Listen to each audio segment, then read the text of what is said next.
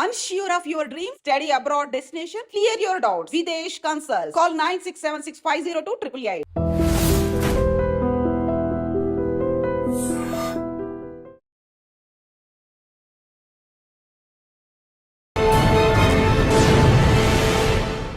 Welcome to crime diaries.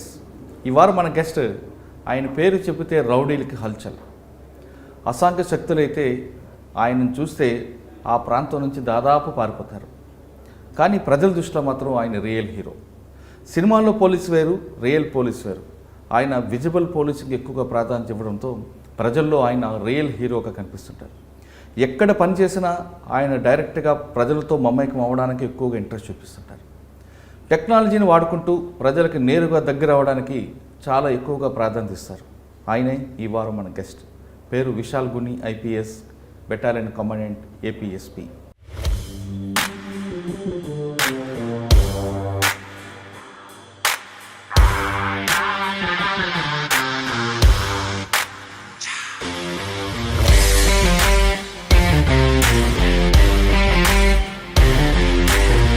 వేరే అఫెన్స్లో పాల్గొనడం కానీ నాకు ఇన్ఫర్మేషన్ వస్తే మీకందరికీ బాగుండదు.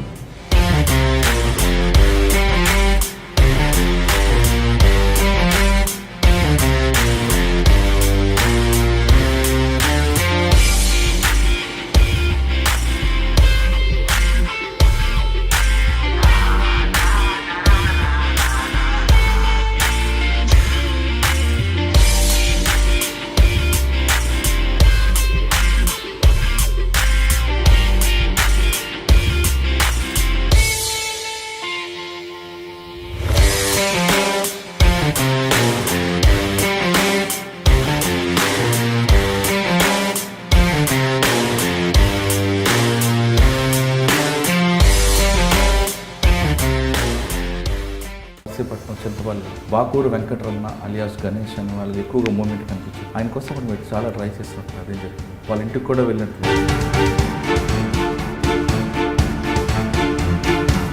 మీ నర్సీపట్నం మీకు బాగా గుర్తుండిపోయింది అరెస్టులు చేయడం కానీ, సరెండర్లు చేయడం కానీ, లేదా ఒక కోమింగ్ ఎక్స్చేంజ్ ఆఫ్ ఫైర్ కానీ ఏమైనా గుర్తుందా? ఫస్ట్ పోస్టింగ్ కాబట్టి అన్నీ గుర్తున్నాయండి. There was one exchange of fire.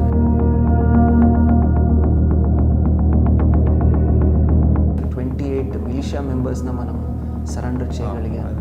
Nellore అనేది ట్రెడిషనల్ క్రైమ్కి ఎక్కువగా కనిపిస్తుంది. ఇప్పుడు తరతరాలుగా ఉన్న వంశం అది. వాటి మీద మీరు ఎక్కువగా మీకు బాగా గుర్తుండిపోయిన ఒక కేసు? నేను రాకముందు కావలిలో 3 మర్డర్ జరిగాయి. నేను వచ్చిన తర్వాత ఒక మర్డర్ జరిగాయి. Total almost 4 people were dead and I think 2 injured.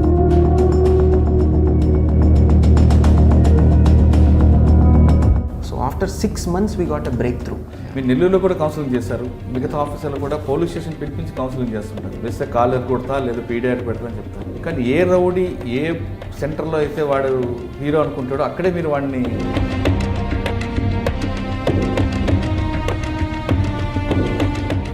అక్కడే ఎస్టాబ్లిష్ చేస్తారు. వాడిని అజీజ్ అనే కేసు గురించి చెప్పారు. వాడు యాక్చువల్గా మీకన్నా ముందు చాలా కాలం పెండింగ్ ఉన్నాడు. ఒక టీంని ఫామ్ చేసి వాడిని అరెస్ట్ చేయడంతో Visakhapatnam, Vizianagaram, Srikakulam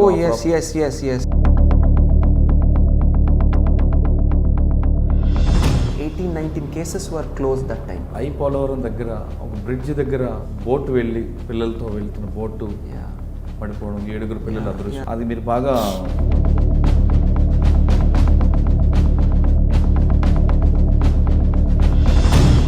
I didn't want to recollect that incident. చాలా సాడ్ ఇన్సిడెంట్ అది. గుంటూరులో మీకు ఇంకా బాగా గుర్తుండిపోయిన కేసులు కానీ మీ మార్క్స్ ఏముంటాయి? రాష్ట్రం మొత్తంలోనే ఒక సెన్సేషన్ క్రియేట్ చేసింది ఈ కేసు.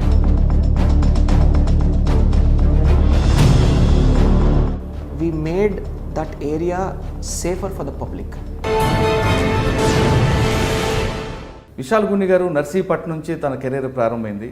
నర్సీపట్నం నుండి నెల్లూరు మీదుగా కాకినాడ వచ్చారు. కాకినాడ నుండి గుంటూరు వచ్చి ప్రస్తుతం ఏపీఎస్పీ బెటాలియన్ కమాండెంట్గా ఉన్నారు. 3 జిల్లాల్లో పనిచేసినప్పుడు ఆయన ప్రజలతో ఎక్కువగా మమేకం అవ్వాలి, నిత్యం ప్రజలతో ఉండాలి అనేది ఆయన ప్రధానంగా లక్ష్యం. ఎక్కువగా విజిబుల్ పోలీసింగ్ ఇవ్వడం, అంటే ఎస్పీ అనగానే కేవలం హెడ్ క్వార్టర్లో పరిమితం అవ్వడం, కింద సబార్డినేట్స్కి రూల్స్ ఇవ్వడం కాకుండా ప్రజలతో డైరెక్ట్గా ఇంటరాక్ట్ అవ్వాలి అన్నది ఆయన ఎక్కువగా లక్ష్యం ఎంచుకున్నారు. ఇంకా రౌడీలకి అదేవిధంగా యాంటీ సోషల్ ఎలిమెంట్స్కి ఆయన కౌన్సిలింగ్ ఇవ్వడంలో ఆయనకు ఒక ప్రత్యేకత ఉంది. సాధారణంగా ఐపీఎస్ ఆఫీసర్స్ ప్రజలతో ఎందుకు మమేకం అవ్వాలి అనేది ఒక క్వశ్చన్ వస్తున్న టైంలో విశాల్ గున్ని గారు నేరుగా ప్రజలతోకి వెళ్ళడం, ప్రజల పట్ల ప్రజలతో మాట్లాడడం, అదేవిధంగా రౌడీలకి డైరెక్ట్గా ఆయనే కౌన్సిలింగ్ చేయడం వెనక ఉద్దేశం ఏంటి, టెక్నాలజీని ఈ విధంగా వాడుకోవడం వల్ల ఏ విధంగా ఆయనకు ప్రయోజనం వస్తున్నాయి, డైల్ యువర్ ఎస్పీ అనే కార్యక్రమం పెట్టిన ఆయన ప్రజలతో ఎలాంటి ఇన్పుట్స్ వస్తున్నాయి, ఆయన ఒక్కరే మాట్లాడకుండా కింద స్థాయిలో ప్రజలతో మాట్లాడేటప్పుడు కింద స్థాయి సిబ్బంది ఏ విధంగా మాట్లాడుతున్నారు అనే విషయం మీద కూడా థర్డ్ పార్టీ ఎంక్వైరీ చేయడం అనేది ఆయన స్టైల్. ఆయన అడిగి అన్నిటికన్నా ఇంపార్టెంట్, కొత్తగా పోలీస్ డిపార్ట్మెంట్లో వస్తున్న వాళ్ళకి, సివిల్స్ ప్రిపేర్ అయ్యే వాళ్ళకి కూడా ఆయన చాలామందికి కౌన్సిలింగ్ ఇవ్వడం, క్లాసులు తీసుకుంటుంటారు. అలాంటి వ్యక్తిని ఈరోజు మనం అడిగి అసలు పోలీసింగ్ ఏ విధంగా చేయాలి, ప్రజలకు పోలీసు మీద మరింత ఇమేజ్ పెంచాలంటే ఆయన దగ్గర ఎలాంటి సూచనలు ఉన్నాయి, కొత్తగా సివిల్స్ రాసే వాళ్ళకి ఆయన ఇచ్చే మెసేజ్ ఏంటి, అదేవిధంగా పోలీస్ డిపార్ట్మెంట్లోకి వస్తున్న వాళ్ళకి ఆయన ఇచ్చే సూచనలు ఏంటి. సాధారణంగా పోలీస్ అనగానే కాకి యూనిఫామ్, మజ్జల్ పవర్ కాకుండా బ్రెయిన్ పవర్ కూడా చూపించడం, స్మార్ట్ పోలీసింగ్ చేయడంతో పాటు ఫ్రెండ్లీ పోలీసింగ్ ఎక్కువ ప్రయారిటీ ఏ విధంగా ఇస్తున్నారు, పోలీస్ అనగానే కరప్షన్ అనుకుంటారు కానీ ఆ కరప్షన్ వెనక ఉన్న కథలేంటో కూడా ఆయన అడిగి తెలుసుకున్నాం. విశాల్ గున్ని గారు నమస్తే అండి. థ్యాంక్ యూ మురళి గారు, thank you for that kind introduction that you gave. Right sir, thank you sir. Vishal Gunni IPS అనగానే నెల్లూరులో నర్సీపట్నంలో ఫస్ట్ పోస్టింగ్ ఏఎస్పీ అన్నప్పుడు ఒక మెసేజ్ వచ్చింది, నక్సల్స్లో అందరిని ఏరివేయడం కాకుండా ప్రజలతో ఎక్కువగా ఇంటరాక్ట్ అవ్వాలి, మిలిషియా సభ్యుల్ని కూడా అటువైపు వెళ్లకుండా వాళ్ళకి మంచి మార్గం నడపడానికి విశాల్ గున్ని పేరు ఒకసారి బయటకు వచ్చింది. నెక్స్ట్ నెల్లూరు వెళ్ళగానే నెల్లూరులో డైరెక్ట్ రౌడీలతో ఇంటరాక్ట్ అవ్వడం, అక్కడ కూడా మీరు పనిచేస్తున్న టైంలో మీ మీద ఒక చిన్న అపవాదం తీసుకొచ్చి మిమ్మల్ని డ్యామేజ్ చేయాలని కూడా చాలామంది చూశారు. అక్కడ నుండి డైరెక్ట్ కాకినాడ వచ్చారు. కాకినాడ మీరు వస్తున్నప్పుడే రౌడీలు పాలేట సింహ స్వప్నం అంటే ఒక మెసేజ్ రావడం, కాకినాడలో మీరు జాయిన్ అయిన వెంటనే రౌడీలందరికీ కౌన్సిలింగ్ చేయడం, ఒక మెసేజ్ పోయింది. అంటే కాకినాడలో మీరు పనిచేస్తున్న టైంలో చాలా నటోరియస్ క్రిమినల్ అజీజ్ అని ఒకడు ఉండేవాడండి. దాదాపు 40-50 కేసులు ఉన్నవాడు, దొరకని వాడిని విశాల్ గున్ని గారు పట్టుకోవడం, వాడి దగ్గర నుంచి 50 కేసులు రికవరీ, హైలీ ప్రాపర్టీ అంతా ఒక రికవరీ తీసుకొచ్చారు. అదే కాకినాడలో బోటు మునిగిపోవడం కానీ, పిల్లలు అదృశ్యం అవ్వడం, చాలా చాలా ఇష్యూస్ జరిగాయి. కాకినాడలో 2 సంవత్సరాలు కంప్లీట్ అయిన తర్వాత మీరు గుంటూరు వచ్చారు. గుంటూరు రూరల్ మధ్యలో ఆక్టోపస్ కూడా చేసినట్లున్నారు. కరెక్ట్. గుంటూరులో వచ్చింది. గుంటూరు అనగానే ఇది ఒక పల్నాడు, ఇక్కడ రకరకాల క్రైమ్ కనిపిస్తుంది, నక్సల్స్ మూమెంట్, ఫ్యాక్షన్ కనిపిస్తుంది, అన్ని రకాలు ఉంటాయి. ఈ డిఫరెంట్ క్రైమ్ని ఏ విధంగా తీసుకొచ్చారు, ఇక్కడ కూడా మీ మార్క్స్ కనిపించుకొచ్చాయి. అంటే పోలీస్ ఐపీఎస్ ఆఫీసర్ అనగానే హెడ్ క్వార్టర్లో కూర్చోవడం, కింద సబార్డిన పనిచేయడం అనే ఒక ట్రెండ్ని, సెక్టార్ని మీరు పూర్తిగా మార్చి డైరెక్ట్గా ప్రజల దగ్గర వెళ్ళడం. అంటే దీనివల్ల ఒక ప్లస్ కనిపిస్తుంది, ఒక మైనస్ కనిపిస్తుంది. ప్లస్ పబ్లిక్కి డైరెక్ట్గా ఐపీఎస్ ఆఫీసర్కి వెళ్ళాం అనే ఒక మెసేజ్ వస్తుంది. అంటే పోలీస్ వన్న ఐపీఎస్ ఆఫీసర్ మా కోసమే ఉన్నాడు అనేది ఒక మెసేజ్ పోతుంది. కానీ మీ సిబ్బంది మాత్రం మా పని కూడా ఎస్పీ గారు చేయడం వల్ల మాకు పని లేకుండా పోతుంది, వాళ్ళు బాధపడుతుంటారు. ఇవన్నీ ఏ విధంగా మేనేజ్ చేసుకొస్తున్నారు? వాటితో పాటు ఈ కరప్షన్ ఎలిగేషన్ వచ్చినప్పుడు మీరు ఎలా ఫీల్ అవుతుంటారు? జనరల్గా ఇంత పని చేస్తున్నప్పుడు పబ్లిక్ కోసం రెగ్యులర్గా కరప్షన్ అనగానే కొంచెం మనసు బాధ అనిపిస్తుంటుంది. ఆ ఎలిగేషన్ వచ్చినప్పుడు మీరు ఎంత మానసిక శోభకు గురయ్యేవారు? ఈ ప్రశ్న సమాధానం చెప్పే ముందు విశాల్ గున్ని గారి కుటుంబ నేపథ్యం, ఐపీఎస్ అవ్వాలని మీ కళలు ఏ విధంగా సాకారం చేసుకున్నారు? బేసికలీ అండి, వాట్ ఐ ఫీల్ ఇస్ ప్రతి ఒక్క పోస్టింగ్లో ఛాలెంజెస్ ఉంటాయి. అవును. సో మీరు నర్సీపట్నం అన్నారు. సో నర్సీపట్నం నుంచి, నర్సీపట్నం కన్నా ముందు ఒకసారి మీ ఫ్యామిలీ బ్యాక్గ్రౌండ్. యా అండి. So basically my father he retired as an joint director with the government of Karnataka. So my grandfather also was in the freedom movement, so he was in the Quit India movement. Right. He was also a public representative for 20 years, my grandfather garu. Right.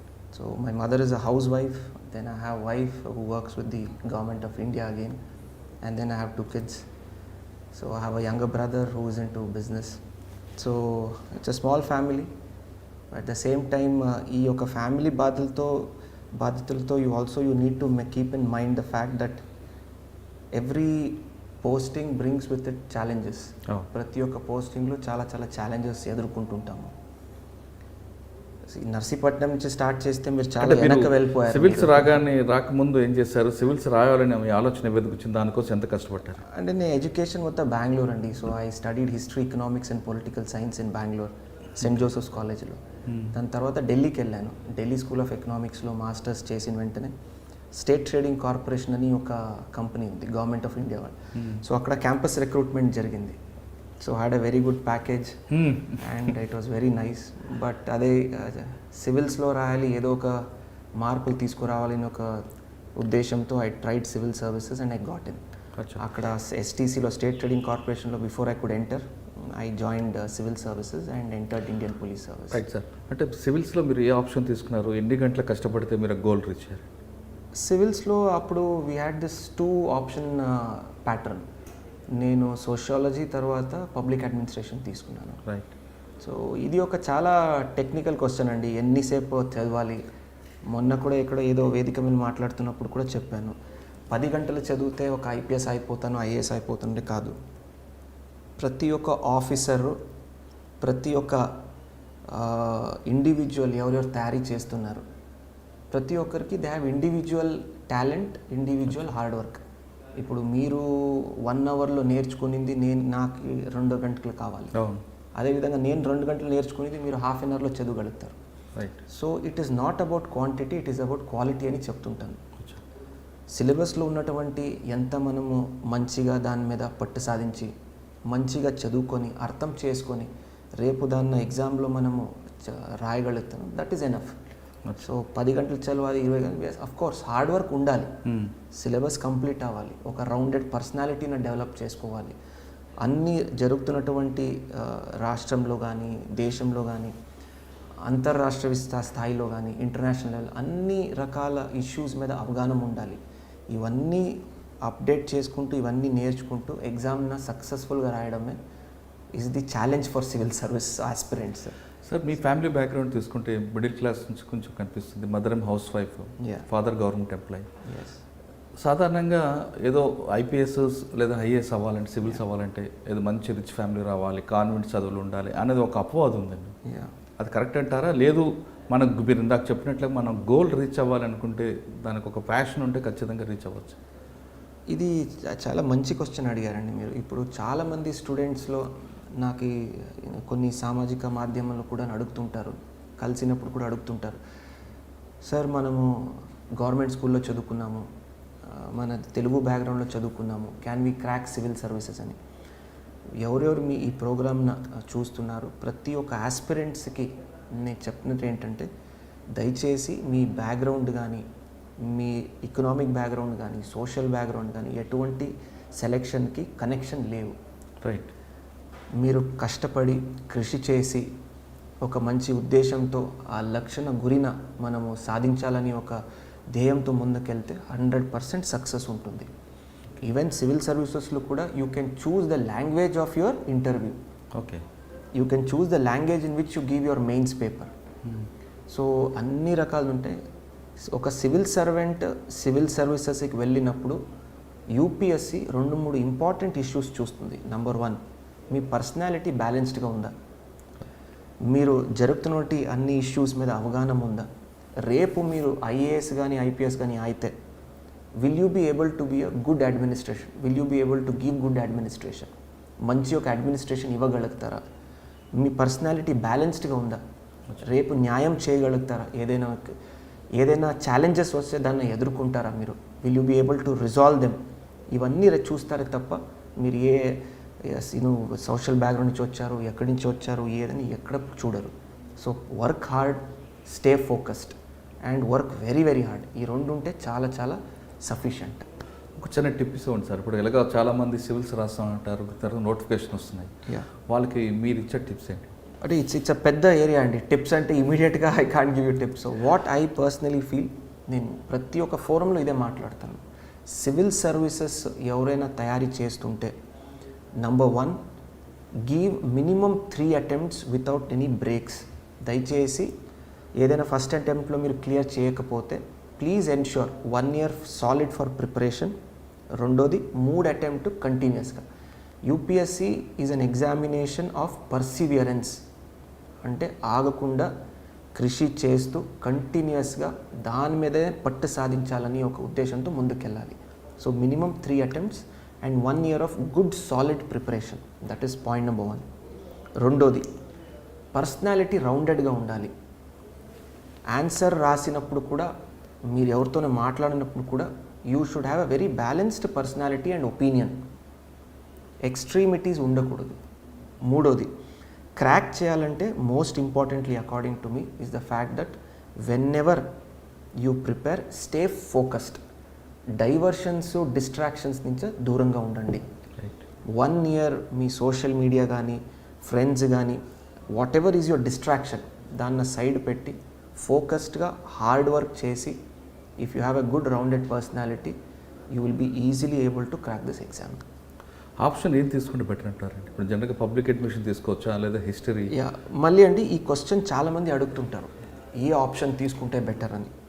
Option తీసుకోవడానికి there are 2 criteria. Number 1, మీకు ఉన్నటువంటి interest. Okay. రెండోది, for example ఇప్పుడు నేను చదువుకున్నది history, economics and political science. I had very good interest in political science, history and economics. So first preference is your interest in the subject. That is most important. రెండోది, scoring అవుతుందా లేదా. మీకు ఆ ఎగ్జామ్ను రాస్తే overall scoring ఎట్లా ఉంటుంది, pattern ఎలా ఉంది, స్కోరింగ్ లాస్ట్ 5 years ఎట్లా అవుతుంది పేపర్, అవన్నీ చూసుకొని తీసుకోవాలి. మూడోది, రేపు సివిల్ సర్వీసెస్ సెలెక్షన్ అయిన తర్వాత ఈ యొక్క సబ్జెక్టు మనకి ఎలా ఉపయోగం పడుతుంది, ప్రాక్టికల్గా ఆలోచించాలి. సో ఈ 3 criteria అండి. For example I took public administration. చాలా వరకు సిలబస్ ఒక స్ట్రాటజిక్గా చూస్తే సిలబస్ ప్రిసైజ్గా ఉంటుంది. నేను చదివినటువంటి పొలిటికల్ సైన్స్కి చాలా దగ్గరగా ఉంటుంది అండ్ పొలిటికల్ సైన్స్ నాకు చాలా నచ్చుతుంది కాబట్టి నేను స్కోరింగ్ ఉన్నటువంటి పబ్లిక్ అడ్మినిస్ట్రేషన్ తీసుకున్నాను. Sociology was my personal interest. చాలా నాకు ఫేవరెట్ ఇది. ఒక అడ్మినిస్ట్రేటర్ రావాలంటే సమాజంలో జరుగుతున్నటువంటి ఇష్యూస్ కానీ దాని ప్రాబ్లమ్స్ని ఎలా రిజాల్వ్ చేయడానికి ఒక మంచి అవగాహన వస్తుంది, ఒక మంచి కాన్సెప్ట్ వస్తుంది, ఒక మంచి how do I put it, you will be able to get a perspective. So that is very important. So that's the reason I chose sociology and public administration. Also the fact that it is scoring. Sir, కొంతమంది science related group కాకుండా arts group చదివిన తర్వాత civils prepare అవ్వాలనుకుంటారు, వాళ్ళకి మీరు ఇచ్చే message? And ప్రాక్టికల్గా చెప్పాలంటే అండి, I always tell all the students, always have a backup plan. అవును, dreaming is good, having a very good work ethic is good, కానీ ఒక మంచి ప్లాన్ బి అనేది ఉండాలి. ఆర్ట్స్లో వెళ్ళినప్పుడు స్టూడెంట్స్కి they have a very good edge. చాలామంది తక్కువ ఫీల్ అవుతుంటారు ఆర్ట్స్. బట్ ఆర్ట్స్లో మీరు యూపీఎస్సీ సిలబస్ తీస్తే హిస్టరీ కానీ, జాగ్రఫీ కానీ, ఎకనామిక్స్ కానీ, all subjects are already covered in your graduation. So it is a edge అనమాట. So you should be very, very happy in fact that you have taken up certain arts related subjects.